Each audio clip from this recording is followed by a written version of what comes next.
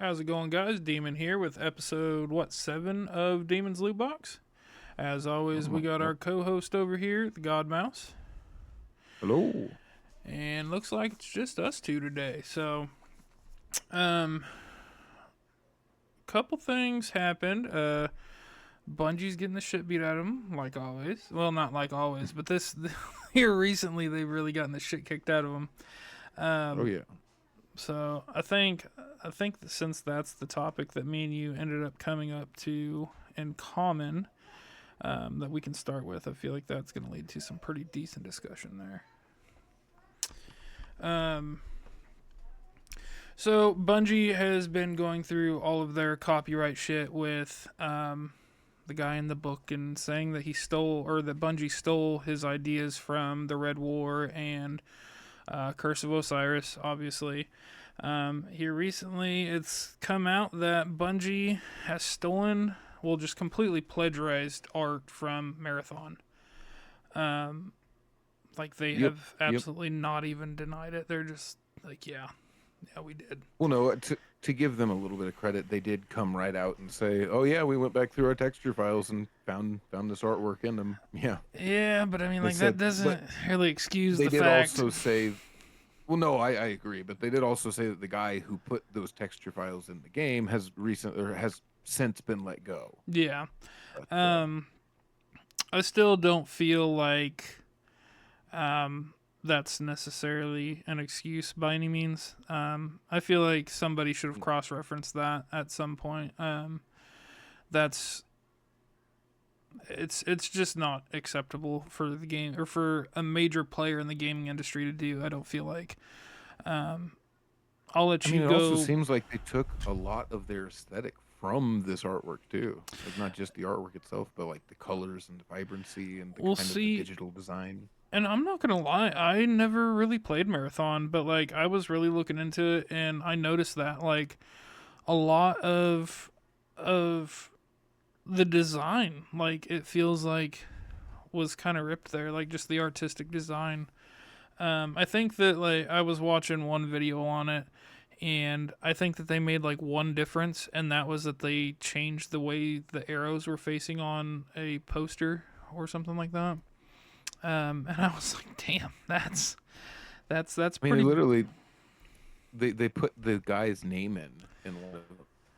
Yeah, that's or her actually. It's just a she, but they put her name in at one point. It was I don't know. I saw it on one of the articles I was reading. It was like the anti-reels daily submissions or something like that, and that was in the texture in game. Yeah, they just straight ripped it. It wasn't even like they took inspiration from it. Like it was just a straight rip. Well, I'm just gonna go ahead and read this. This is just an article I found on it. Bungie, the video game studio behind massive hits like Halo and Destiny, has admitted to using art in an upcoming game Marathon without the artist in question's permission. Posting on Twitter, X, the development team for Marathon, an extraction shooter based on one of the company's oldest IPs, says that it began investigating claims earlier this week, shortly after artist, their name, publicized accusations that art in the just released Marathon Alpha contains images lifted directly from posters she designed and posted back online in 2017. Noted dances around questions and how beyond instances of individual plagiarism, the overall look of the game seems to draw strongly from her style. Also putting blame squarely on an unnamed former employee, the company says it intends to do a full review of art assets for the game, which is set to get a full release in September. Oof. I really hate, like, if it was the employee that put it on or in there, I get that, but at the same time, I feel like you're just trying to pass blame off to somebody else, so that way it kind of takes the heat off of you, and that's just it's just a classic shitty internet apology. I mean, it's just generic apology to me that you get from a massive YouTuber that doesn't really mean the apology. It's just like, oh yeah, No, I well, this mean, is what happened. as far as I'm aware, I don't even know if they've actually even apologized. Well, no, and that's not Okay, what it I'm says that saying. they've noted that they've reached out to them to discuss the issue and are committed to do right by the artist. Okay, Yeah. but yeah, But either way, it still feels like a shitty, just like, I don't know. It just doesn't. It makes you feel really bad about Bungie, and we were kind of discussing earlier. It makes you wonder about that Red War and Curse of Osiris thing, because like I know that like yeah. what he's suing for, the allegations that he's making are kind of just generic sci-fi tropes, but at the same time, it's like, I mean, were they though? You know what I mean? Like it makes you wonder. And it makes you almost not trust game studios whenever it doesn't almost make you, it makes you not trust game studios whenever things like this happen, whether it was one person or a whole team or the whole studio. It doesn't matter. Like you should be cross-checking these things, like making sure Oh yeah.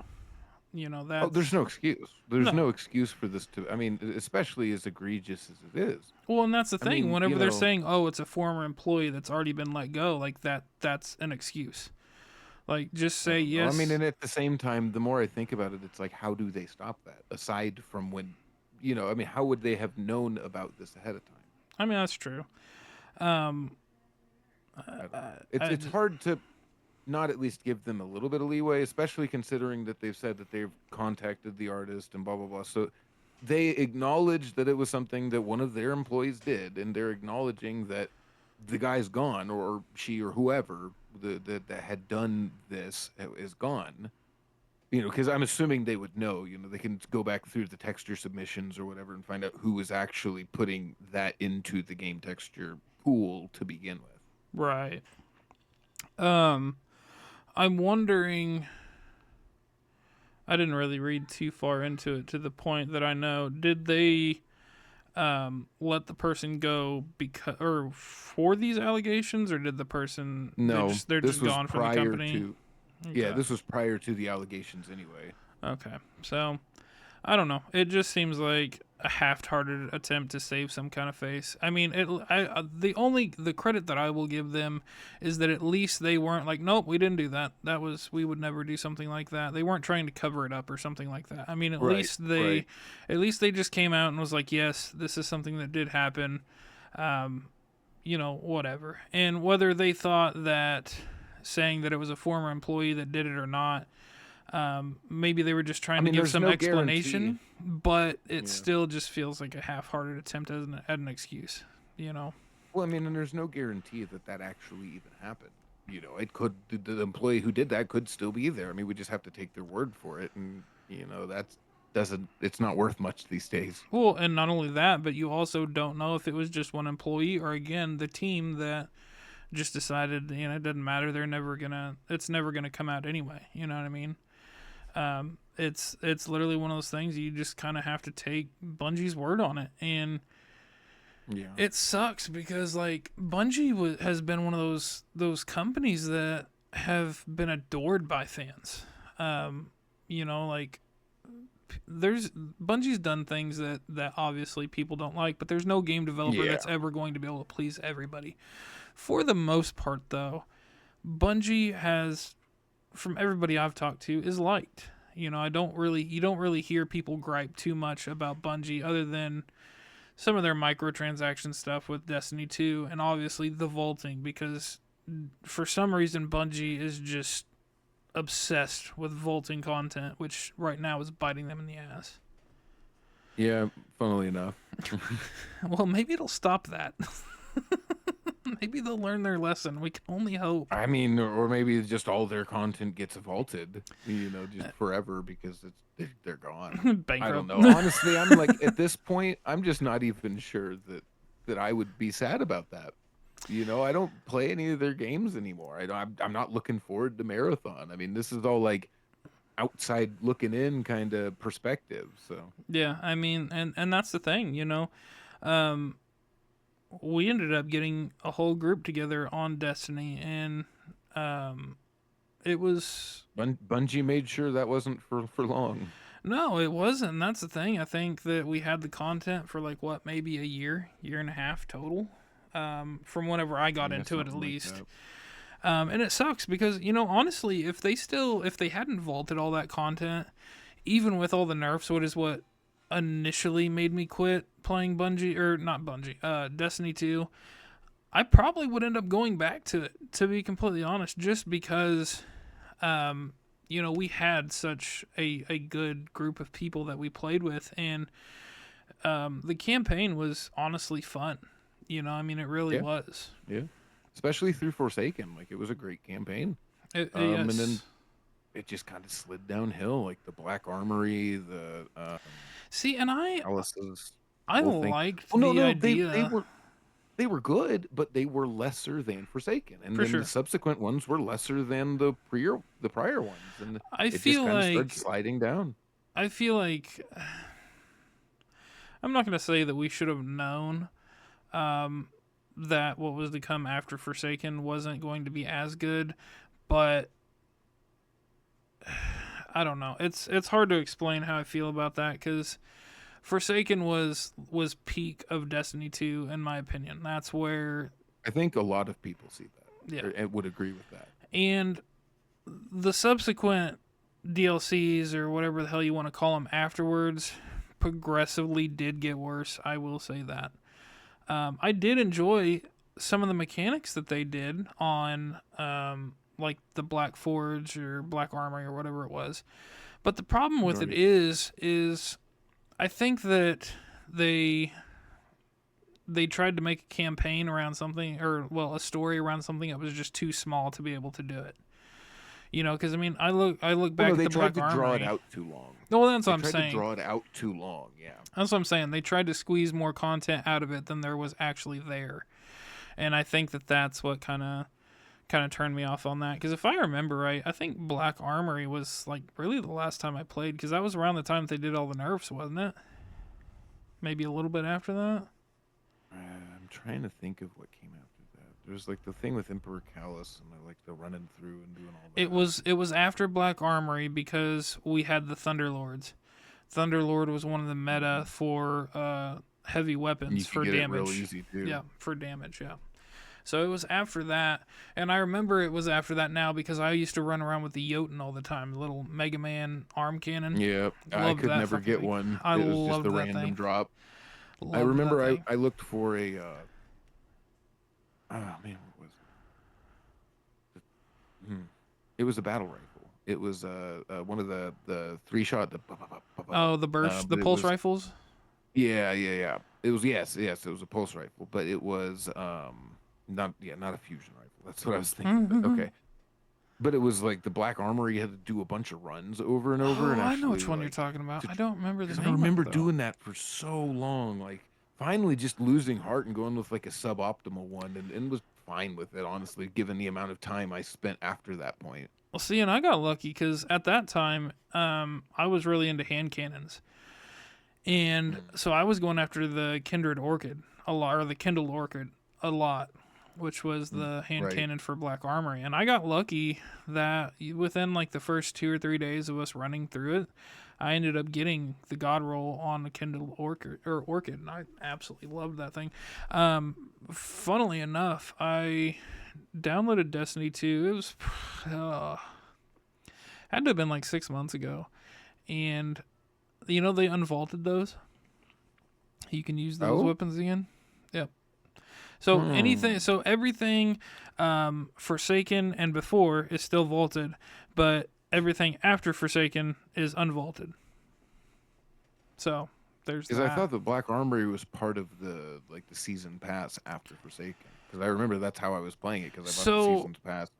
So you could buy the season pass all the way up to Forsaken, and then they had there was like almost like a season 2 of season pass season of the Armory or season of the whatever blah blah blah. And I remember a lot of that was when they were really pushing Gambit, and I don't know. I know a lot of the group liked to play Gambit, but I just never really could get. I loved Gambit. My problem with it is you had to either be in there with a group or you had to um, just get lucky with people that know what they're doing, because 90% of the time they didn't, and you would That's lose why I didn't anyway. like it.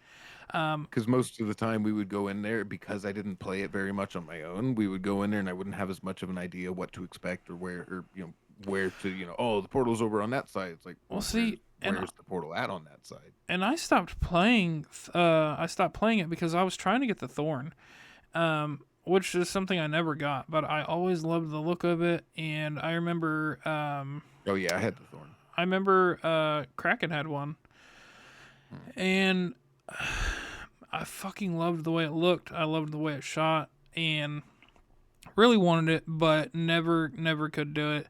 I do remember the Crimson was That's what I one of was the better thinking. hand cannons, and that one I used consistently all the way through, which you can still Yeah, the use. 3-round burst. Yep. Bum, bum, bum, bum, bum. Yeah. Oh yeah. No, That dude, thing it was nasty. dirty. And then you had like the last Okay, word. I remember a point in time when it was nasty, because I think they nerfed it down to right where they wanted it, where it was, not Yep. gonna push any of their new weapons out of contention for being. Oh yeah, well for sure. I remember it was crazy in Crucible. Like it was everywhere in Crucible. You could not play it without having at least 3 people running around with it. So, All right. but man, those were. It's kind of like WotC, you know. It's like, my boy, what did you do to my boy? Yeah, well, basically, yeah, it's just the in Destiny especially, they had a lot of good stuff going for them, but it just seemed like it wasn't paying the bills, or at least not to the degree that they wanted. And so then it just seemed like there was less content and more weight, and I mean, and it just was, of the content that you got, I wasn't as interested in continuing to play it and purchase more of that. Especially considering the good stuff that you get and you really like, they're gonna nerf or even just ban outright, or sunset after a year. Well, So. and that's the thing, is that the main reason that I quit was because we had the whole clan geared up for raids, and then they just Yep. immediately nerfed everything that was meta. And I just didn't have the time or the patience or any of that after all the work that we had put into getting the whole clan geared up to go and get the new meta. Yeah. It just wasn't worth it to me, and at that point, I'm not going to say that I had to have the meta to have fun, because I didn't, but it was, there was too much of a time investment to be able to do raids and stuff without the meta. I feel like. Yeah. And that really. No, it was just, that's a good way to sum it up. It was just too much of a time investment. It really was. It was just too much. And honestly, some people still play it. And not only that, but that was in a time in my life where, well, in your life too, because you were moving to Hawaii, and I was about to have my second kid. Or no, I was about to have my first kid, and so it was in a time where there wasn't much time, No. So we literally went from playing literally every night until like 2-3 in the morning to maybe getting on once a week, and then not getting on at all. And like we would still hop on voice chat and talk with everybody while everybody was playing different games, and then that just stopped. Like one day, I don't know what it was, we stopped talking. Everybody. Yeah. And now we got Harry back, and we're trying to recruit Romeo, and me, you, and Badger. Sure, we got Badger. Right? Yeah. So a lot of the people are kind of returning, just Yeah. Not for Destiny 2. Yeah. We've got other games and other things, luckily, that we're able to do, and we can kind of host it all through Discord now, as opposed to what was it, Facebook? Because I know some of it was the Destiny app too. Well, you and can do a lot of the clan stuff on there as well. Well, not only that, but I mean, like, since you moved to Hawaii, you've been into PC gaming for quite a while. I just recently got into it within the last probably 5 or so years, but that also opened up a lot of avenues for me and you to continue playing Magic True. and pretty much Yeah. a lot of other games that we wouldn't otherwise be able to play due to crossplay reasons. So I feel like Well, even that helped a lot. Crossplay has honestly helped to expand it as well. It has, and you know, I remember back whenever we first started playing again, there weren't many options for crossplay. I mean, it was still You had to determine what your clan, what console your clan was going to be on. Yeah. Because you couldn't, you couldn't interplay. Xbox One had to stay on Xbox One, PS4 had to stay on PS4, and PC was on PC. Yeah, I mean, I remember for a little while it wasn't even on PC. It was like the month or something afterwards. Yeah. Whenever it came to the Activision Blizzard launcher. Yeah, I mean, I could actually be wrong. Maybe I'm thinking of the first Destiny. it's crazy, you know, like your video that you posted about Magic and stuff, like, and then you know before the podcast, going through those pictures and looking, there's a lot of things that have changed since really me and you first became friends. We were talking about it the other day. We've been friends for like what 10 years now, pretty close to 10 years, like that, yeah. And I didn't realize that you and Badger had really just started getting heavy into Magic at that point in time. Because I mean, like the collection that you guys had was huge for only been playing like seriously for like a year. Okay, well the thing is that he had actually been building his collection for a little bit before that. Yeah. And so it was around the time of I'm trying to think. This was right as I started working at the Rolling Tobacco there, that we actually kind of went and I started playing Magic and picked it back up again, because I had sold my collection by that point, and the Magic that I did play at that point was through Badger's his collection.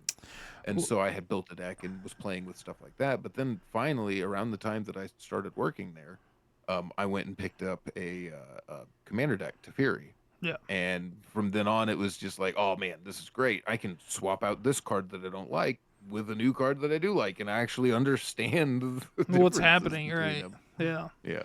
Well, see, and like the more that I got to think about it, because I got to thinking about it, I think it was last week after the podcast, because I was like, man, without video games and without Magic, I don't think that me and you would have been as good friends as we've gotten to be. Because, like, yeah, we had the vape shop in common. You started working there. And I remember Yoder is the one that actually got me to go to the vape shop. I don't remember if you remember Chris Yoder. He's the one that I took over for. Yeah. He ended up training me on the day that David fired him.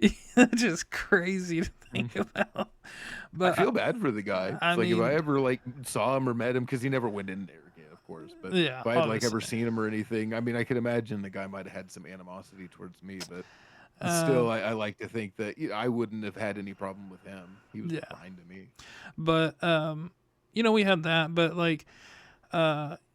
David had the PS4 and the vape shop, and so we kind of got into that, and that's really where I got into like Dark Souls and stuff like that. And then on top of that, I remember the first time you invited me over to play Magic with you and Badger, and I already had Magic cards at the time, and I already knew how to play and stuff like that, but I never played to the extent that you and him did, and you guys really introduced me to like the nuances of Magic, like really paying attention to, well, not only stack, but like really paying attention to text on the cards, like taking the text on a card for its literal meaning. Like, it does what it says it does, and I know that sounds easy, but for somebody that really didn't play Magic to that extent, it really brings a whole new aspect to the game, I feel like. You know what I mean? Right. Because and a lot of it is reading the card explains the card for the most part. Now, that is, in the past 5 years, that is not as true anymore. Well, a lot of times it's not. You can't even fucking read the card, and a lot of other times there's no explainer text or anything, so it's difficult to and that's what makes me sad about Magic, is because I was we're planning on playing Tabletop Simulator after this, and we're gonna play Magic. I was looking through some of the newer sets, like the Commander precons and stuff like that, and a lot of those cards, like I looked at them, and I'd get like maybe one sentence in, and I'd be like, I don't want to read this anymore. Like it makes my brain hurt. I'm not going to like this. Like one keyword that will always turn me off of a deck. If I see the word vehicle, I immediately hate that deck. I immediately hate it. And I understand that a lot of artifact decks now are vehicles. I hate it. I hate it with a passion. I don't know what it is. I really don't. They like to push these new card types, especially the ones that they want to stick around. Fortunately for me, at least, sagas keep getting prints because I've got a Tom Bombadil deck, which thrives on sagas. But other than that, though, yeah. Vehicles were fine. I played in Kaladesh, I think, when they first were introduced. I played standard and everything like that, and there was the one that you can tap for any color mana. That one was great for a while, but I always remember Smuggler's Copter. Like that was like something I saw from the get go. It was like, oh man, this card is great, and started running it and a lot of stuff, and would play standard and at Jerry's shop a lot of times, or we'd go even to metagames sometimes too. But you'd be able to get and use that card a lot of times before the meta really picked up. Now, granted, a lot of people also were talking about it. I'm not going to be like, oh, I played that card before it was good, because anybody who knew anything could have read that and been like, oh, man, this is great. Well, that's but just it like... was just, it was just really good. So good it got banned. Well, that's just like in Kaladesh whenever Paradox Engine came out. Because I didn't even know that was banned until me and you played Spell Table. It was me, you, and Nye. We played Spell Table, and I was like, oh, yeah, I got this. And you're like, yeah, that's banned. And I was like, what? When did they ban it? And you were like, pretty shortly after it was released. And it's like, yeah, because it can go infinite, like crazy. I think like, it was the first Commander ban list afterwards. Oh, I'm sure it was. I still have it. Banned in standard or anything like that, because it was never good in like the 60 card formats. But dude, it is just insane in EDH. It is fucking nuts, and I love it. And I still have with a ham sandwich. Man, and like some of the sets that they're coming out with, I just like the Fates Beyond and stuff like that. Like I get it. And Universes Beyond. Universes Beyond. I don't know why I said Fates. I get it, but we've had the conversation. They kind of need to stay in their own little sect. Like they don't need to be a part of everything. No, I mean, hell no. And get it back out of standard. Get it out of modern. I mean, come on, guys, save your game. And like Lord of the Rings. All right, the magic, medieval swords play. Gotcha. That somewhat fits, but my problem becomes, at what point does it turn from magic to let's rip everything from every video game ever that people liked in any possible way and just make that into our card game, because that's its identity now, because we've ran out of original ideas. Well, I mean, it's not even that. I mean, I have a lot of faith in the designers at Magic. I do too. WotC, but I think a lot of it is that they just see, according to their marketing, that they make more money with Universes Beyond. So, and that get rid of some of these guys who design our sets, and that sucks though, because then it makes you wonder, like, when are you? We only need them half the time now. Well, and that's the thing, is it's like, at what point? You got Innistrad, you got Kaladesh, you got Zendikar, all these different worlds that I have absolutely fallen in love with, because it's this, it's literally just this whole fucking universe and multiverse and whatever you want to call it. It is just, there's so much lore from just base Magic, not Universes Beyond, none of that crap. Take that out of there. It does not belong. Just in base Magic, and it's amazing. Like, if you go through the lore, it is absolutely amazing. The flavor text on the cards is amazing. And speaking of which, I got to thinking about it, and I feel like the reason why I love Soulsborne lore so much is because of Magic. because of the little flavor text. Like the lore of Dark Souls and Bloodborne and Elden Ring is the flavor text on the weapons and the items and everything like that. And I Right. feel like Magic really gave me appreciation for that, because before me and you started talking, I didn't really pay attention to the story of Magic. And then getting into it, like actually reading the lore, watching videos on the lore, like you pick up these little tidbits from the cards. And you're like, oh, that makes sense now. I get that. That's why that's a thing. Yeah. The thing is, there are actually stories written with the sets, but a lot of the story for a set is told through the flavor text of the card. It's a lot kind of like Dark Souls in that way. It's an interesting comparison. Well, and that's the thing, is like that's why I feel like I have such an appreciation for Dark Souls lore. Because I learned to have an appreciation for the flavor text of Magic. So even not knowing a bunch of the lore right off rip, like there's still there's just so much to talk about and to learn there. And then obviously the visuals from all the different artists, which the artists at WotC are fucking insanely talented. They're not really. Well, they're not really they have there. Artists at WotC, but a lot of them they're just more do contracted. Yeah, they're contracted or whatever. But I mean, even still, like there's so many cards that are just absolutely fucking gorgeous to look at. Like you don't even want to play with them. You just want to sit there and stare at it. You're just like, this is so nice. I like this. Yeah. Yeah, there's a lot of great art, and the thing is that more and more often these artists are not being used because there's a lot of already established in-universe art and scenes and stuff from these universes beyond franchises. Yeah. So that's another sad thing, is there's just going to be less overall art being bought by WotC from these people who are otherwise kind of employed by them. Here's a question for you: do you think that WotC will start using AI art? I honestly, I can't even remember. I think they've said that they won't do it, but at the same time, though, they've said a lot of stuff. They have said that they won't. And immediately did. They have said that they won't. And if you remember, a couple of years ago, there was a bunch of controversy because people were calling WotC out for using AI art, and they were like, "No, we don't. We never have, and we said we never will." But, like you said, they've said they won't do a lot of things that they have done. So it does make you wonder, I mean, are you going to do it? Most recently, the whole Universes Beyond in all formats. Like, they had previously specifically said that it would only be in Eternal formats and that it would never come to Standard or Modern. Yep. And here we go. Yep. Well, and what it boils down to... no faith in what they say now. And the sad part about it is that what it boils down to is that analytics show that the Universes Beyond bring in more money. Lord of the Rings is their best-selling set that they have had so far. And Until Final Fantasy. Right. Which hasn't even released yet. Which is fucking nuts.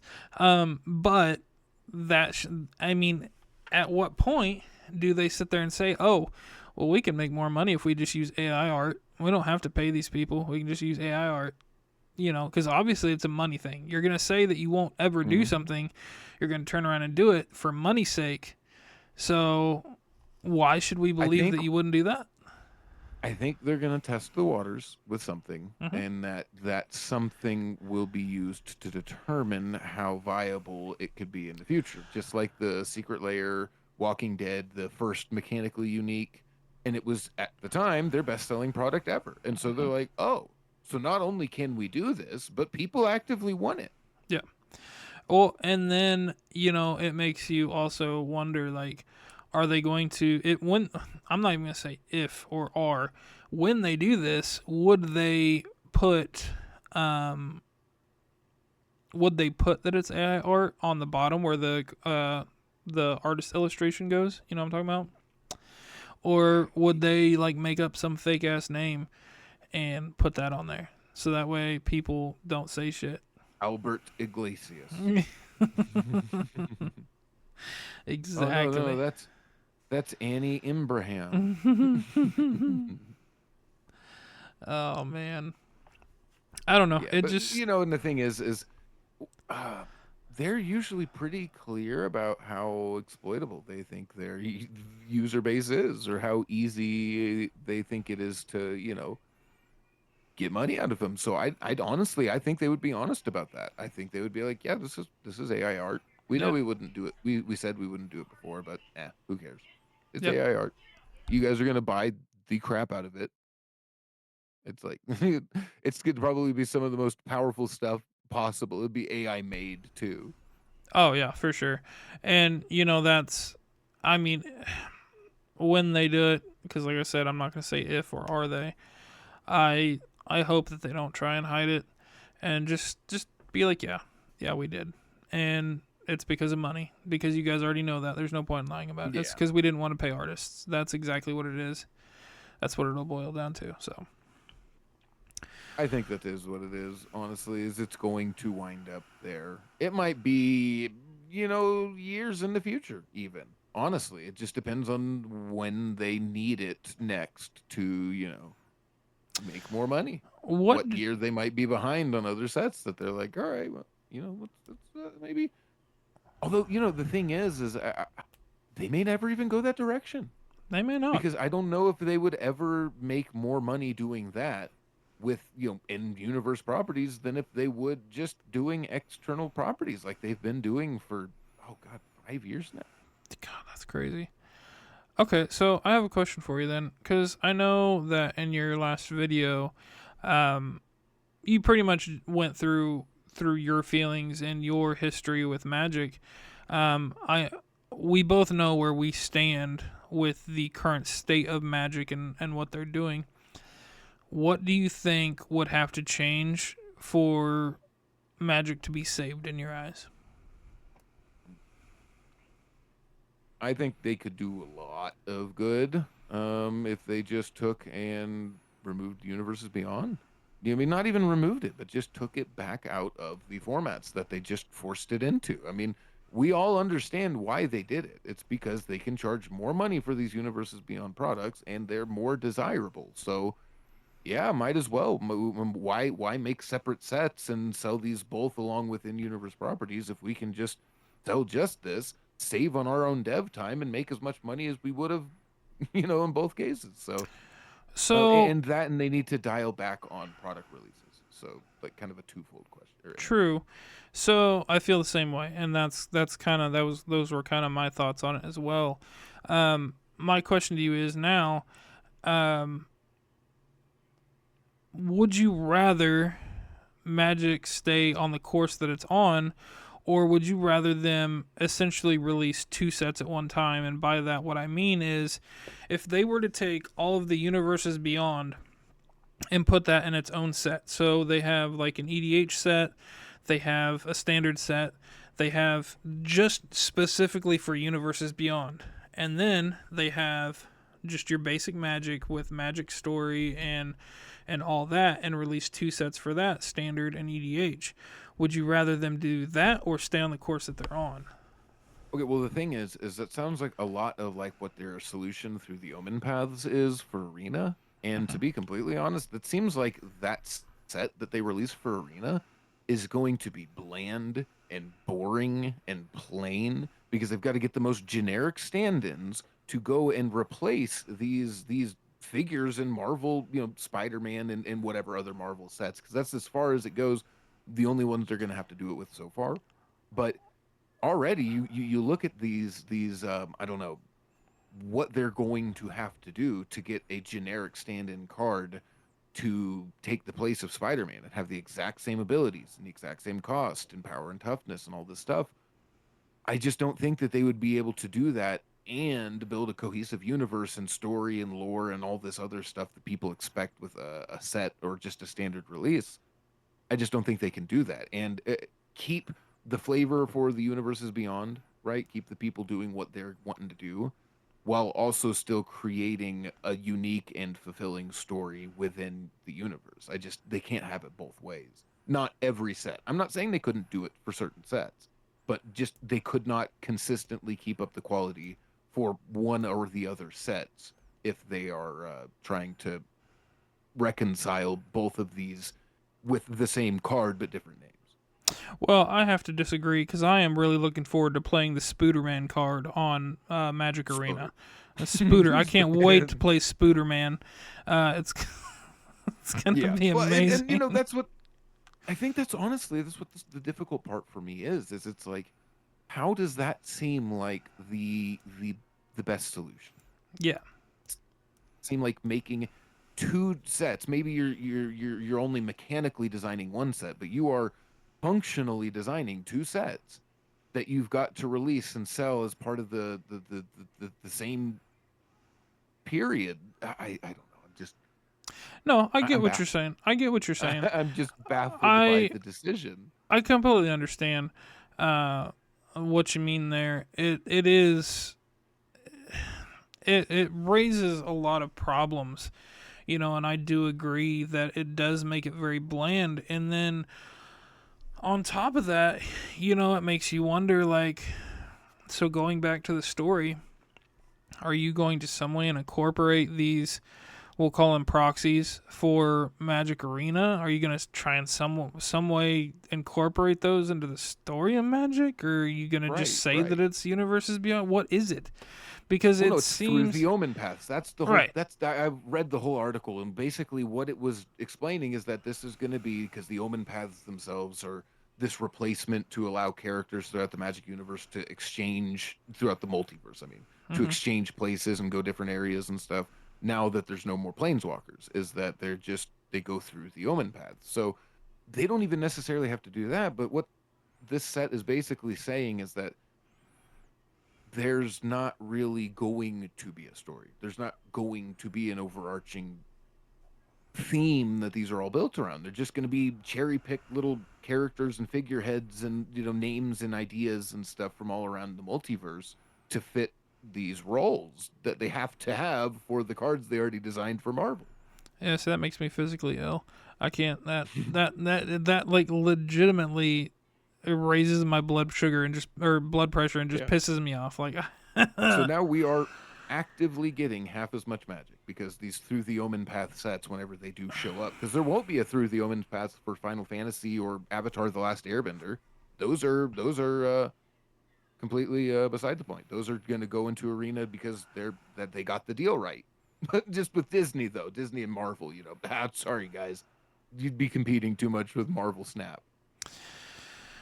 man, and I don't know. It's just frustrating because I don't know. Like, I don't think that Magic or WotC were struggling to make money, and I don't feel like they were struggling to keep up with the No, fan base. I feel like in general people were pretty happy with the way that things were going. I feel like the story of Magic was going very well, and for them to just essentially say, "Okay, it's done. That's it. That's I all." have a theory. It may make me sound crazy or whatever, or it may be, agreed upon by other people. But if you look time wise, around the time that they started doing the secret layers and a lot of the universes beyond tie ins in that regard, was around the time that Transformers started dwindling. And if you think about who their parent company is, it makes a lot more sense when you think about Transformers went out of style. That was the cash cow for Hasbro up to that point, but it stopped. And so they needed to find a new one, and Magic was doing pretty good. They had a lot of goodwill from their community. They'd been doing a lot of good things. I mean, hell, by that point Commander was what, 3 product cycles old, and everybody loved Commander up through that point. It was a beloved format that WotC was doing right by. They weren't stepping on anyone's toes. They were printing thematic flavorful cards. And now granted, I know there's always going to be a lot of the people on the fringe that don't necessarily agree with the statement, but for the most part, back in 2015, 2016, Magic was doing pretty good by its players, and everybody thought that Magic was in a pretty decent place. There's always going to be the person, Planeswalkers or the worst thing in Magic, and I don't care. Those guys' opinions aren't the majority. And Well, so, considering that, I think honestly, Hasbro turned its gaze. It's the Eye of Sauron. They went and turned their gaze to Magic and said, "You will be our cash cow now that Transformers has been bled dry." and that's another interesting point because I feel like we all have mechanics in Magic that we don't necessarily like or agree with, even before Universes Beyond. Oh yeah, You know, like we were talking about, for me, vehicles can't stand them. Annihilator. I see, Annihilator's a bitch and a half, but I see the word vehicle and I'm just done. Like if you want to play vehicles, cool. I will not. Cultivator's Caravan. That's what it was. That was the one that could tap for one of Uh, any color, and a lot of people liked. I think in EDH and stuff too. But anyway, yeah, seeing that, like, that's one mechanic that I remember the first release of it in Kaladesh. Didn't like it. Was not a fan. Still not a fan. I have tried to play them. Um, I don't like them. yeah, I never have. you know, the thing is, I personally, I think they're fine. I can understand, there's certain mechanics and stuff that people aren't going to really enjoy. And to be honest, I was never like that. I mean, not it, if WotC created one, I'd be like, oh, that's kind of a stinker. Like Morph. I even tried to make a Morph deck for a while, and it was Morphon. It was built around. It was a mono blue. Ixodron wasn't a legendary. It was something like that, but it was basically an Ixodron deck. It worked on trying to get Ixodron out, but there's a lot of mechanics that didn't really pan out for them, or that they kind of understood weren't going to really be all that good. When did you try and make that? Oh man, a year after I started playing, because Ixodron was like my favorite card from that Teferi precon. So it was around the time of Innistrad. Maybe, Didn't you have a bunch of fog walls in it? I mean, not a bunch. I mean, a bunch of different walls. Yeah. I think to help protect I my Morph. feel like I remember playing that because I remember you playing a morph deck at one point, and I already struggle against mono blue. Um, it's mono blue just scares the shit out of me, because like too much mono open, man. Yeah, oh, you got that one untapped blue? I passed my turn. I'm not playing nothing. Not until you're fully tapped out. And then you sit over here like, well, in response to that, no. Yeah. Well, in response to the end of your turn, then, since you're not doing anything, here, I'll go ahead and do it. Yeah, and I feel like I remember that very vaguely, which means that I would have been playing it against you with my black-red vampires, which we were just talking about that deck. And man, I gotta, if I have it still, it's buried in my closet, and I really hope I do, because like that's the first deck that I actually built myself, and like I actually cared about like mechanics, and I wanted it to be good. Right. And it was my baby, and I remember I changed one thing about it, and like it completely ruined the deck. Played like 3 games with it; it was just trash. I was like, "No, I'm changing it back." And you were like, "No, you got to give it you got to give it a chance." And I was like, "No!" Like it completely stalled the whole deck. So I ended up changing it back, and it worked fine. But that was during the time of Innistrad's transforming cards, or their flip cards. Mm-hmm. Yeah. That was Innistrad and Shadows of and I'm pretty sure Innistrad and Eldritch Moon. So that was whenever the morph cards came out. I'm pretty sure, or that's whenever you were making your. No. I thought that's that might have been around it, but yeah, there weren't any new morph cards at that point. Okay, well then, maybe I'm misremembering it, but I feel like it was around that time. I know that. So if we started playing Magic together around a year after you and Badger, well, around a year after you started getting back into it, then it would have been around the time that me and you started playing, and I made my vampires. So, right. I don't know. I feel like that's probably why I'm so fond of vampires too. Well, at least specifically that red black vampire deck and that set in general, is because, like I said, before playing with you and Badger, I didn't really pay attention to the nuances of the cards and card meanings and stuff. It was more just, I play this card and it does this, I think. So yeah, I feel like that's probably why it holds a spot for me. Yeah, I think a lot of it is just knowing where to look whenever you're unsure, like online, and look for rulings and card rulings on what is it, Scryfall or whatever. But there's a bunch of different sites that, especially nowadays, that you can go on and find a lot of rulings and even ask people questions if you can't find a ruling. Well, and I remember there were quite a few times where we were playing and we would end up having to pull it up because, we would Mm-hmm. all have some kind of something to put on the stack, and it's like, okay, so what actually happens here? And Yeah. Well, and then it you'd have to wasn't go super back often. through and figure it out and kind of work your way back from the top and stuff. And and that was one thing that I always liked about Magic is that afterwards everybody kind of agreed, okay, yeah, that's how we should have done it. Well, and Because it's like it's not like somebody's still pissed because of how a ruling went, unless it's like you're at a tournament and you lost out on something and it was a judge ruling. But even then, they probably realized that that was the correct ruling, even if it wasn't right in their favor. well, so here's the thing. I was never like super into EDH. I remember that we would play, but I was always a standard player. And I realize now that that was a very stale way to play, but at the same time, there weren't a whole lot of EDH starter decks that I could just get my hands on very easily or accessibly. Um, which I'm a pre-con player. I'm not a deck builder by any means. If I'm gonna build a deck, I'm gonna go look up a deck list, and yeah, I'm gonna do it that way. I don't in my brain when I'm putting something together, it just doesn't click for me. My point in this is, Right. after you left and went to Hawaii, and I moved further up north, I didn't really stop playing Magic. I ended up going to there's a card shop here in town, and it's similar to you with your or what you said in your YouTube video. I was still trying to play, but being in such a new environment, it was very hard to keep up with it. But that is kind of where I learned to really appreciate EDH, because one of my friends up there, I don't really talk to him as much. He kind of got out of Magic, but he had a Skithrix, I believe it was Yep. Proliferate. Was it Proliferate? The Blight Dragon. Yep. Well, no, it's just the toxic Yeah, there you go. or Toxic. poison Yeah. counters, Yeah. poison counters.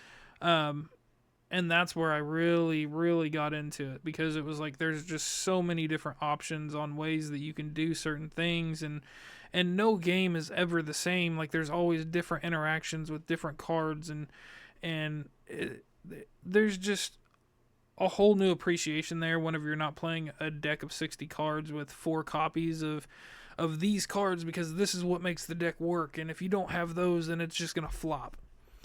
Right. So Well, and that's the thing is that your deck plays differently every time whenever you're playing singleton formats. Is it usually. Now granted there's a lot of ways that you can build redundancy into your deck, but for the most part your deck is going to play differently from, game to game. yeah, which is super enjoyable. I mean, it makes for a more interesting game. Whereas, like I said before, I, I was super into standard because I think I was more focused on the competitive side of it than I was the having fun side of it. Which, I mean, to be fair, I really sucked at being competitive at that game, because back when we both lived down south, I never once beat you or Badger in a game of standard, EDH. Didn't matter, couldn't do it. It just wouldn't happen. I know. I think there were a few times. I think there were I a few times when maybe, we but they played were like multiplayer standard with maybe a weird, unholy format. just some fucking or amalgamation of, yeah, that works. Basically, No, I'll do that. That's fine. yeah. I It remember. played, but yeah, it was weird. I mean, certain decks were just way better Wasn't because of it. there? No, it was James that came over and we played Two-Headed Dragon. I remember that. I remember that day. Yep. That was really fun. He That had was his my elves. I remember that. Yep, that was my first introduction into Two-Headed Dragon and like different game modes or game types with EDH and Magic in general, which was really fun. I really enjoyed that, but Yeah. oh, we got really off topic there. Yeah, it's kind of half hour of Magic, basically. No, that's an hour of Magic, but well, that's like 45 minutes of Magic and 15 minutes of Bungie / Destiny. Yeah. We got distracted talking about playing Destiny too. But you know what? That's a good thing. I guess we can move on to. Well, actually, you want to do one of your little brain teasers? All right. Well, here's the first one then. So in a game where it's available, what class do you usually default to when choosing for the first time? So I'll start off. So mage or magic user, just in general, and the reasoning behind it is if the universe that you're in has the ability to cast magic, or if you can use magic in any way, like why wouldn't you? I mean, in this universe, we can be archers, and we can swing swords and axes and wear big heavy armor and all that stuff, but you can't don a robe and grab a staff and go blast some fireballs. It just if you're gonna go into a situation where you're in additional circumstance, you're in a different universe, like why wouldn't you choose the thing that you can't do in this universe? Yeah, I mean, I fully understand that. My default is anytime that I see a monk, I play it. I don't know what it is. I don't know if it's the hand to hand. I don't know if it's the quarterstaff. I don't know if it's like some use chakra, some use key, some use whatever in whatever video game you're playing. And spirit, some use spirit. Spirit, right? I just enjoy them. Like and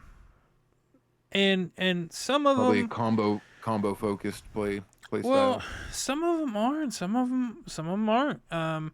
And so I typically go for like a hand to hand brawler. I would say, if you have there's I don't know if you ever played. I think it's Lost Ark. It's a free game on Steam. It's an MMO. I'm familiar with it, I think, but I never played it. They have like a brawler class on there. I'm pretty sure that's the game. I haven't played it in years, so don't quote me on that because I'm probably wrong. But they have like a brawler class on there that has fist weapons. Really enjoy that. I played a lot of Black Desert Online, and they have the striker, which is pretty much a hand-to-hand monk. Absolutely loved that. I think that I like the idea of being able to make multiple hits before the enemy has a move and being quick. Probably because I'm fat and slow. And I would get like maybe half a hit off before they punched me 4 times in my nose. So. Oh, right. But for some reason, I see a monk and I'm just like, yeah, I gotta try that. Just like Path of Exile 2. Yeah. I was kind of in between. I believe it was the witch and the monk. All right. I would say that probably my secondary, if I had to choose one, would end up being like a necromancer type class, minion build, whatever. Always enjoyed those. Somewhat for the same reason, magic, obviously, but at the same time, usually if you have a minion build, I played a lot of these games solo, so it usually makes for a more pleasant solo experience.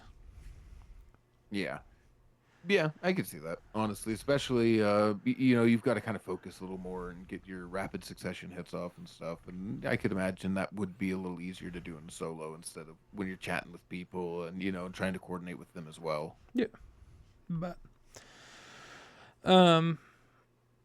let's see here. You got a topic that you want to talk about, or you want me to find another one? Well, I guess not another one. We both shared that one, so. Yeah, right.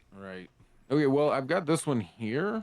This is one I kind of would like to talk about. This is the new PlayStation handheld console could launch with the PS6, and Sony is reportedly working on it right now. So, once again, beforehand, to preface this by saying that this is rumors and leaks and speculation all kind of tied into one.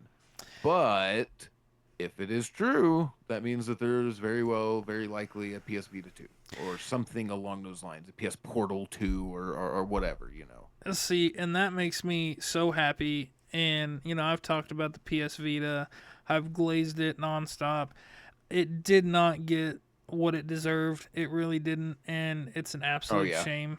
I wish that I still had my PS Vita, but I unfortunately great emulation do not. machine. It was absolutely.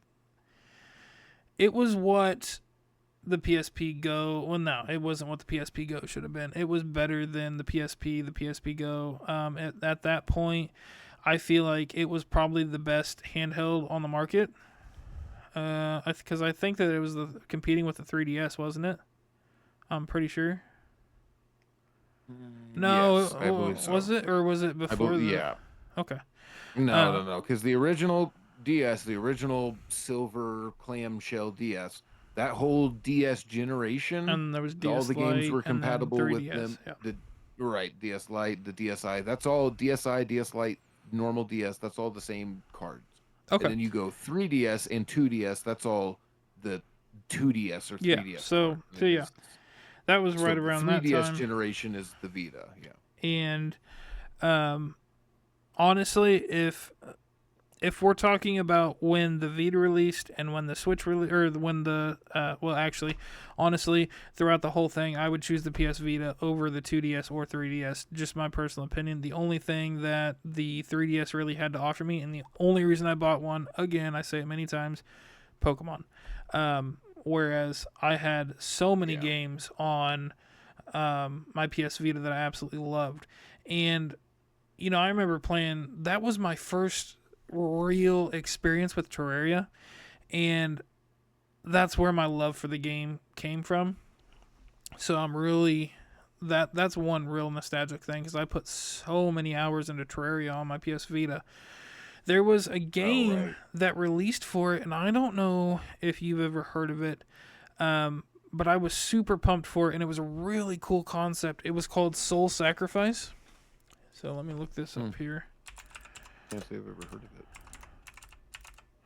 Very, very different, in my opinion, is as you went through the game, you could select certain body parts and you could sacrifice them, and that would give you certain buffs and debuffs. So the one, before I even read this, that I remember is there was one called Excalibur. I'm pretty sure that's what it's called. I'll find out here in a minute. But essentially, what would happen is it would give you a buff. So first off, you would literally rip your spine out. Like, your character would reach to the back, rip their spine out, and it would turn into a sword. It was the strongest. Geez. It was the strongest weapon in the game. But afterwards, you had, like, I think it was like maybe a minute and 30 seconds, something like that, of using it, and then I don't remember if you died or if your character couldn't move for the rest of the round. Which are functionally the same thing. Well, yeah, pretty much. But man, it was so fucking cool.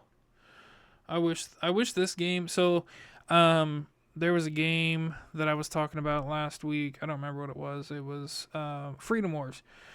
Freedom Wars is kind of same concept, a little bit, not fully, but they both came out on the Vita, and oh right, man, I'm not sure I've even seen those, to be honest.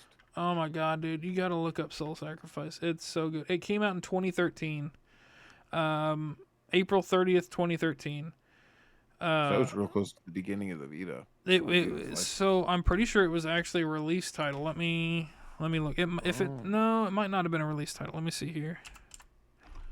PS Vita release date. Oh, okay, no, it definitely wasn't. So the PS Vita came out December 17th of 2011. So it was 2 years after. But man, it was so good. You had like a grimoire, which would talk to you, and that was kind of the whole story that it went through. And mind you, I'm going off of this. It's been over 10 years since I played this game. Right.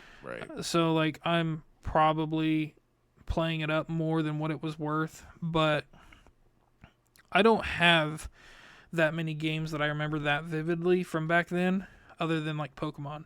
But handheld games, other than Pokemon games, I remember two. One of them was Valhalla Knights, which was on PSP. Valhalla Knights 2, which was on PSP. Soul Sacrifice, which was on PS Vita. And then Valhalla Knights 3, which was on PS Vita. Like, those were kind of my bread and butter. But I would absolutely love to have a PS Vita too. I feel like that could really give Well, and Nintendo a run for the money. hopefully that's the direction to go, because it might also be like the Portal. It might. I mean, obviously this is going to be stuff.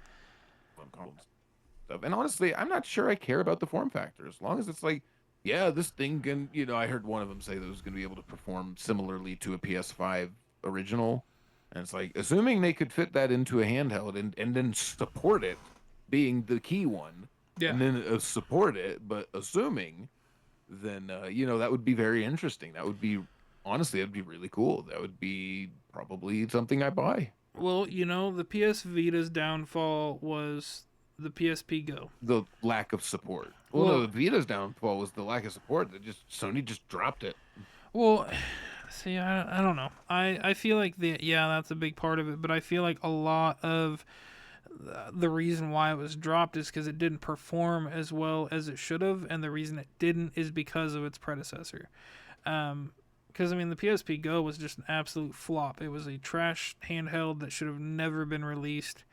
If anybody likes that might have been why Vita, Sony lost confidence in it so quickly. Well, and that's what I'm saying. Well, but then on top of that, game developers were not optimizing their games to be able to play on it, because I feel like the reputation of the PSP Go. And that's really sad, because I don't remember. I think we had this conversation. I don't know if you had a Vita, but it was... It did not get treated the way that it should have. It didn't get what it deserved by any means.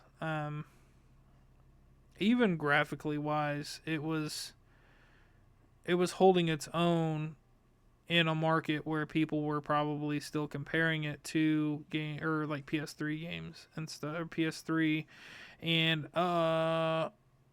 it also came out. It came out towards the end of the PS3 Came out generation. towards the beginning of the PS4, because you could connect it to your PS4, couldn't you? I think it was out before the PS4. I'm pretty sure it was. Yes, you could. Yeah. So, let's see. Well, I know it was out before the PS4 because, it was out 2 years before the PS4. Because they had remote play with the PS3 too. Okay, so I'm thinking of it right. But that also means that we haven't had a true handheld console in, 12 years from Sony? Going on from Sony? Going on 13? No, that'd be 14 years. Oh, yeah, you're right, yeah. So 2011, 14, almost 15 years since Sony's even tried their hand at it. Until 2027, then that would be 16 years, 16-year gap, yeah. Which, who knows? We'll either see. way, I'm here for it, because it might make Nintendo be more competitive, because as it stands, they are not being competitive right now. Well, and that's the thing. We've had the conversation of, Xbox versus Sony. Like, if there's no competition, somebody gets lazy, and there's no real competition in the handheld market right now other than handheld PCs, which I guess your competition at that point would be like the Steam Deck, but even still, that's pretty new. So, yes, Valve is great at what they do, and I've heard nothing but positives about the Steam Deck, but it's still new, whereas, Nintendo's been at it for ever. Like, they have always dominated the handheld scene. Like, always. So they know what they're doing. They know what their customers want, and they can afford to do as little as possible and sell as much as possible. Like, they know what they're doing to be able to do that. Yeah. So. Yeah, well, and honestly, we'll see what they actually announce, because as it stands, this is all still just rumors. Yeah, which I hope they're true. Personally, just I already went on. I would love it. I'm not going to go on it again. I'll spare you. I'm very energetic today. Okay. Well, I've got a couple others, but as it stands, you got any others? I have one that's it's more of just a statement. Take-Two CEO explained why GTA 6 was delayed. Apparently, it hadn't met the creative vision without limitations for Rockstar. Take-Two says that they are supporting Rockstar's decision and delaying the game because they know that Rockstar are a bunch of perfectionists and they have the track record to prove that if they're going to push back the game, there's a reason for it. Right. The CEO says that he feels extremely confident about the May 23rd, 2026 release date. So he thinks that that's going to actually be the date. And, you know, I've seen a lot of takes on YouTube. I've seen a lot of takes from bigger names, and you know, people are saying that they're mad because oh, it's supposed to be out this year, and now it's not going to be out until next year. But you know, at the same time, I've heard these same people online sit there and say, you know, oh, well, I would rather them delay that game and it be great than them blah blah blah whatever. But the thing Right. is like I understand that GTA 6 has been in development for a long time. I get that. But Rockstar has a proven track record of being one of the top game producers in the industry right now. Like they just Right. kill it every time, and they are perfectionists. They want it to be the best that it can be. So even if they said that they were going to delay it until 2027, you can complain about it all you want, but tell me you're not going to buy it when it does come out. Tell me that you're not going to buy it because they pushed it back too many times. You know what I mean? No, honestly, I would never say that. I think the main thing that people are complaining about is because they just wanted to play it. And You know? I get that, but at the Yeah. same time, I we don't understand why complain about it. well, I see, and mean, there's that's my nothing thing. that's gonna do to change it. Is I don't understand why we as consumers will sit there and tell game developers, yes, we want you to take your time on games and make it a good game, make sure that it's complete. But then whenever they do that, we're going to complain about it because it's been in its dev cycle for what, 10 years now? Something like that. Yeah. You know, like don't complain about it. Just be happy that they're actually taking their time to make sure that they're giving us the best product that they can. You know, because I mean, at the end Yeah. of the day, again, I say it a lot, but it only benefits us as consumers because now we're going to be able to get, if as long as you can push it back as much as you want, but again, as long as I get my time out of the game that I'm going to be paying X amount of dollars for, I don't care. You know, and with a Rockstar Well, game, I'm perfectly fine with paying, you know, 60, 70, $80 for it because I know that it's going to, number one, be a long game. Especially with GTA 6, it's going to have long term support. It's going to have long term content that's going to continue to be added. I mean, it's just going to be. It's going to be good. Even whenever it's not great, it's still good. yeah, can't really argue with that. You know what's funny is on that same note, the kind of bring us into our next little subject here. The one of these ex PlayStation or former PlayStation executives, Shuhei Yoshida, Mm-hmm. they have kind of spoke out at one point talking about that they don't think that video gamers should be complaining about 80, 70, $80 games. That they think that, you spend your money correctly and that if you don't go out and buy every game, but you just spend the time to play through the game that you bought, that, it won't be a big deal, guys. Well, I'll tell you what. I will agree with that statement whenever you release your games in a complete state that is worth my money to put my time into it. Well, and once again, this isn't much. This is a kind of a connection to this other story, which is Randy Pitchford from Gearbox is talking about that he doesn't know how much Borderlands 4 will cost. That it had more than twice the development budget than Borderlands 3, and it might be an $80 game like some Nintendo and Xbox games. So it's just kind of looking like that's where we're at now. Like this is no longer like a hypothetical. This is now it's like thanks Nintendo, you open Pandora's box. Now everybody's like jumping to Pandora's Nintendo's box. defense. Like, yeah, like hey guys, you know, they're not wrong. We just haven't updated our prices yet either. Sorry, we've been meaning to do that, but we just didn't know how to say it. Well, you You know, know? and here's the thing is that we said this whenever we first found out that the games were going to be $80, $90, that Nintendo right now is setting a precedent for this being what the standard is now. Because these companies are seeing this and they're like, oh, well, if Nintendo can charge that, then why wouldn't I? And I'm gonna make more money. Obviously, I should do that. But again, Yeah.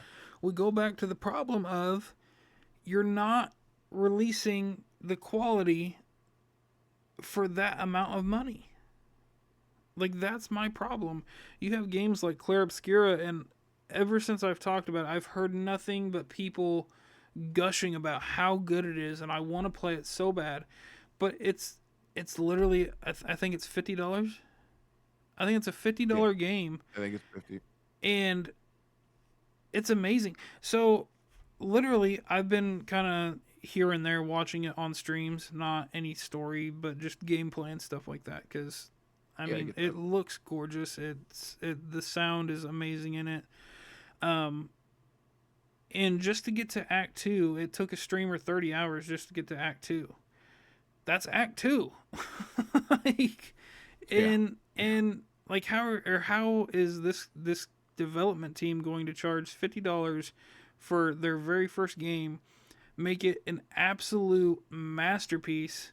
I'm not going to say that because I haven't played it, but from what I've heard, people make it sound like it's a masterpiece, and then say that you can release a half-finished game or a half-assed game for $80-$90, and everybody's just supposed to be okay with that. $70-$80. Yeah. Yeah. You know, that's just like the Blizzard Activision Diablo Immortals. Well, don't you guys have phones? Like, what do you mean? Yeah. It's tone deaf. You know, I mean, and that's all you can say is that Randy Pitchford, Shuhei Yoshida, I mean, all these people that are calling for $70-$80 games, they probably understand the financial reality of their companies, and that's all great. But the fact remains is that nobody's saying that you've got to spend hundreds of millions of dollars, or God only knows whatever these budgets are talking. Like, you just don't have to. You know, I don't know. I mean, maybe I'm completely unconnected from how expensive no, you're it is not. To develop graphics for consoles these days. You're but 100% look at not. some games. And I'll tell you why. Because indie developers have proven that the best fucking hyper realistic graphics do not make a good game. They don't. You don't have to have the fucking top tier best graphics in the entire world or that the video game industry has ever seen to be able to sell your game.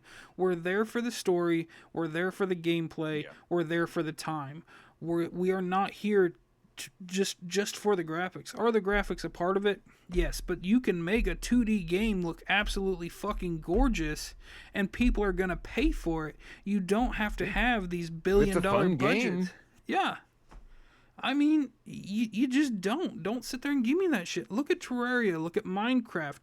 You know, Minecraft is one of the biggest games in the gaming industry. I feel like it really put gaming, I'm not going to say it put it on the map, but it really blew it up for a lot of people because it's a very, very simple concept. Well, it's accessible too. Right. It's a very simple concept that literally anybody can get into and anybody can play. Does it have the best graphics in the world? It's literally blocks. Even I mean, anybody can get into Minecraft. It's not a graphically advanced game. It's literally, even the graphics are made out of blocks. They're literally made out of pixels. Yeah. Like, you don't have to spend that much money to make it a great game. You don't. And it really frustrates me for game companies to sit there and say shit like that. Because, I mean, even now, Minecraft is what, at max, like $30? Something like that? I think it is, yeah. I think it's $30 now. Yeah, so it's like $30. Bedrock edition. Yeah, so it's like $30 to play one of the biggest games ever created. One of the easiest games to hop into gaming and learn gaming. Right there. With arguably, I would say arguably the most content on YouTube that you will find out of any category or any content on the platform, period. Yeah. It may be the single most populated category on YouTube Yeah. because So, people are still making content for it, well, more now than ever before. that's because there's tons of mods that are coming out. And you know what? If you're a AAA game developer and you want your game to last for a while, and say you make like an open world game, allow people to mod it. Let people mod Hmm. it, because I'm gonna tell you now, you will have a fan base for a long fucking time playing that game if it's anything worth a damn. If you let people mod the game, period, you just will. I mean, it's Fuck, true. Yeah. look at GTA 5 RP. That's modded all to hell, and it is insanely popular. Yeah. I think that's a large part of why GTA Online is as popular as it is. Yeah. Um, and I did kind of have a question for you about that. We have GTA 5, or, well, we have GTA and we have Red Dead Redemption, and both of them are amazing games from Rockstar. Yeah. The series for all of them are great. My question to you is, why do you think that Red Dead isn't as popular as GTA on, say, the online forum? It might even just be the time period, you know. I know there's a lot more you can do in GTA just as far as like different honestly, actually, I don't know. I haven't actually played Red Dead Redemption 2 online. There's a lot of activities that you can do on there. Um, I wouldn't say that there's It as might just many. be the time period then, I wouldn't say that there's honestly. as many as GTA 5, but it's. I also don't think Rockstar's put as much time into it as GTA, obviously, because GTA is their main moneymaker. That's Yeah. just how it's always been, and it probably will be how it always is. But even Red Dead Redemption 2 and even Red Dead 1 has a RP server, which it's not the most popular thing in the world, but I mean it has a fan base. Yeah. I So, mean, makes sense. It's just Rockstar games in general. The amount of polish they put on them, they kind of stay evergreen. which again leads me back to my point of, you don't, especially a company like Rockstar, don't tell them that it's not okay to push back games whenever you know that whenever it does come out, you're gonna get your money's worth. Like, Yeah. if there's a company that you're gonna pre-order a game from, make it Rockstar, because at bare minimum you're gonna get your money's worth. Bare minimum. Yeah. You Yeah, know, I mean, for the most part, yeah. GTA 5, you have gotten your money's worth, and then about 100 times more than that, to be completely honest.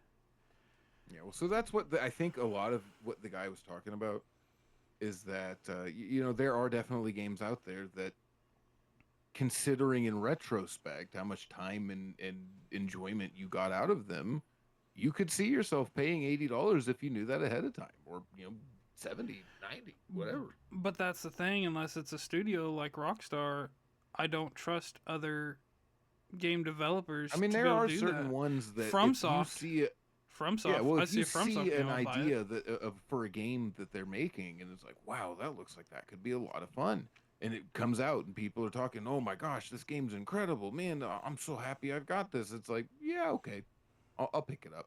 $80, yeah, I'll get $80 worth of enjoyment out of it. And who knows, maybe that's the Nintendo gambit, is that they're just really hoping that they can justify the cost of the software, because the thing is, the console itself, especially considering that both PS5 and Xbox are both raising their prices and everything too, the price of their console isn't really the issue anymore. It's the price of the games I and don't think the price of the console was ever the issue. I don't think that anybody was ever really well, no, it's complaining. just definitely not now. Yeah, well, and that's the thing, is that, like, for me specifically, I 100% was not complaining about the price of the console, because I mean, yeah, it's like, what, 500 some odd dollars, but the chances that, like, they're not just going to drop it. Like, Nintendo has continued to keep up with Nintendo, or with the Switch One.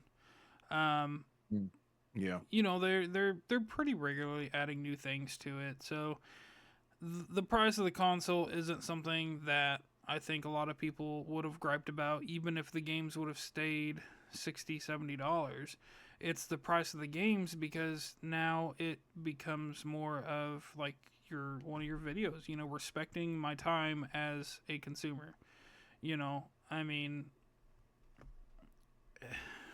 it's very rare that I do find a game that if I spend $70-$80 on, I'm going to get my money's worth out of that. There are certain developers, there are certain games, Well, there are certain series that will do that, but it's knowing ahead of time, yeah. because even if a game reviews well, you go to pick it up, you might not like it, and you're perfectly justified in not liking it for whatever reason, it just doesn't fit your fancy. Except always before, you were out 40, 50, 60 bucks. Now it's going to be twice that, 80 bucks, 90 bucks and upwards, if GTA 6 really is this $100 game, I mean, we're talking literally 2 times the price of Clair Obscura. And so if you go and say, okay, that's fine because there's an unlimited amount of time you can spend in GTA 6 and everything like that, it's like, okay, well, that's great. That's your own personal opinion, because me, I can't justify $100 for GTA 6, and Well, I would see, very likely not buy it at that point. well, to be honest, the likelihood of me buying GTA 6 anyway is probably pretty small. Yeah.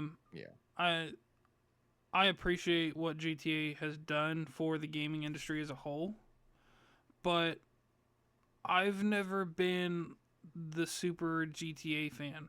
The last GTA game that I really sunk a lot of time into was San Andreas on the PS2. Yeah. And since then,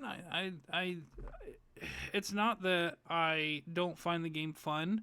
It's not that I find that there's a lack of content. It's just not necessarily for me. Yeah. I'm more of a fantasy guy. I prefer like fantasy RPGs. I prefer fantasy open worlds, whether that be sci-fi or medieval or whatever. That's just my preference. So it's not something that I see come out and I'm like, oh my god, that's the best thing ever. And I mean, again, it comes from Rockstar, so it's gonna be good. Like, I don't think that anybody's really debating whether it's gonna be good or not.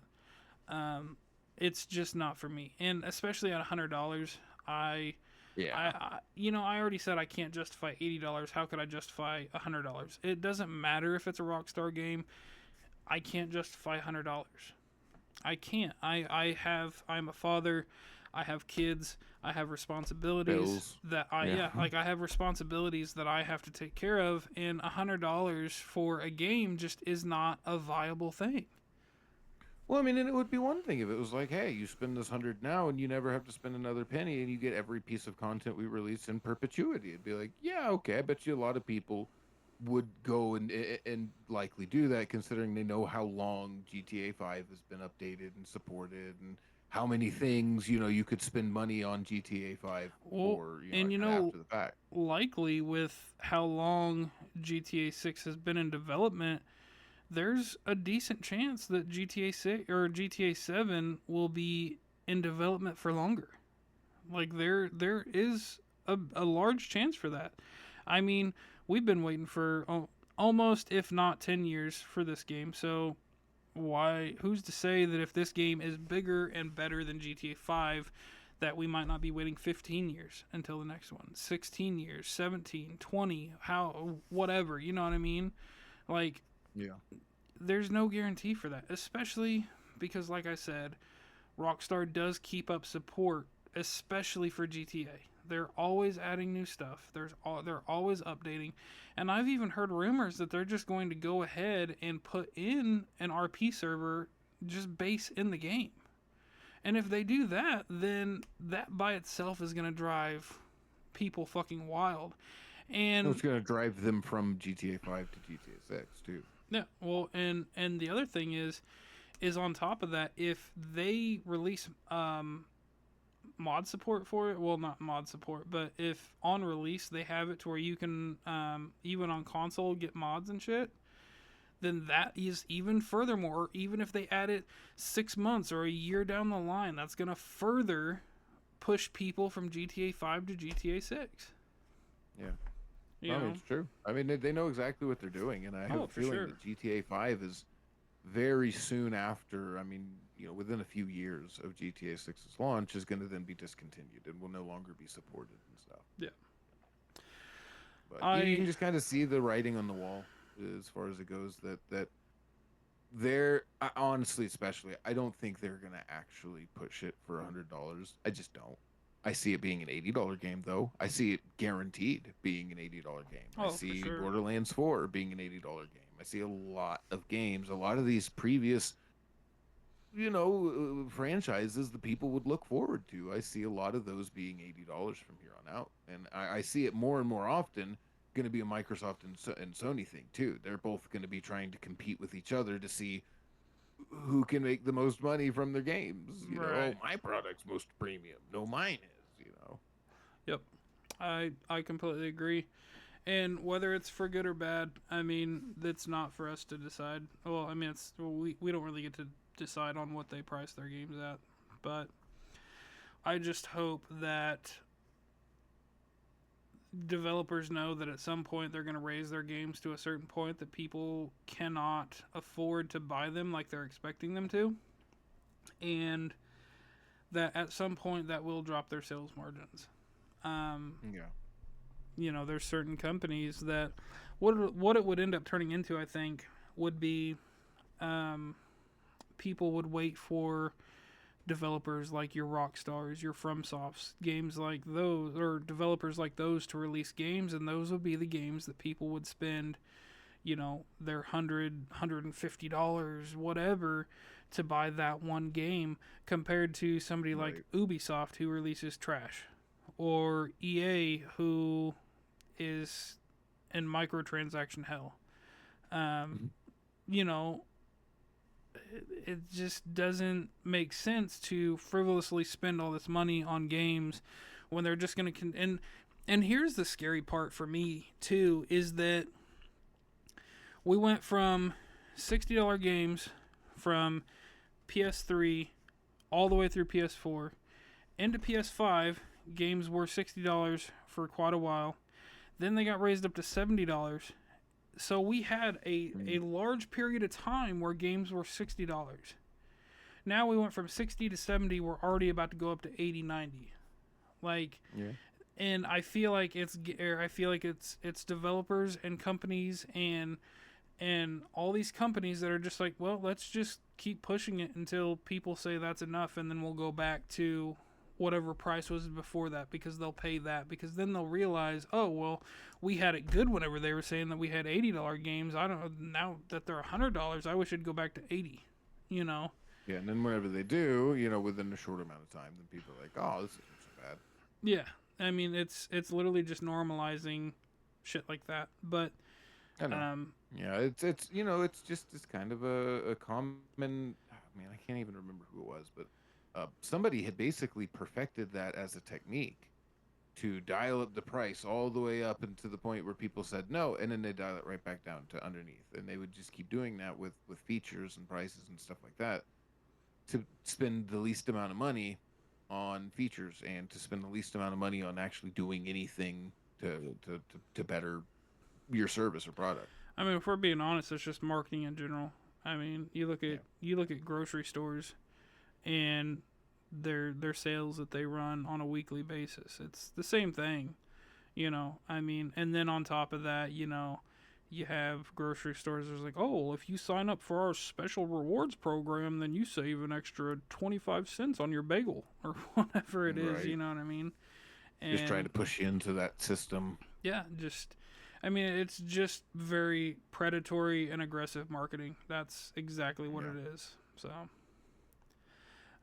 you got anything else you want to discuss? No, that's all probably good. I was gonna I had say another it's brain tickler, but I think it's starting to get it's long in the recording. yeah, we kind of took up a lot of time with the Destiny and Magic talk, which I'm fine with. I really enjoyed that conversation because Yeah.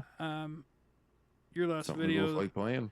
your last video that you posted, I really enjoyed. That was a really good watch, and it really did bring back a lot of the nostalgia and love and hate that I have for Magic.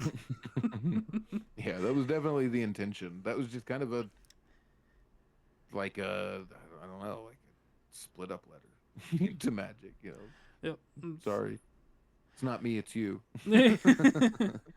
But anyway, guys, I'll link Mouse's channel in the bio or in the description. Definitely go out there and check out his videos. He's posting really good stuff. His last Magic video was a really good one.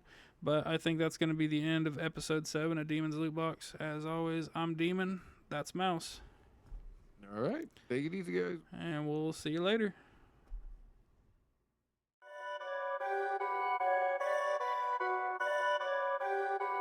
Perfect.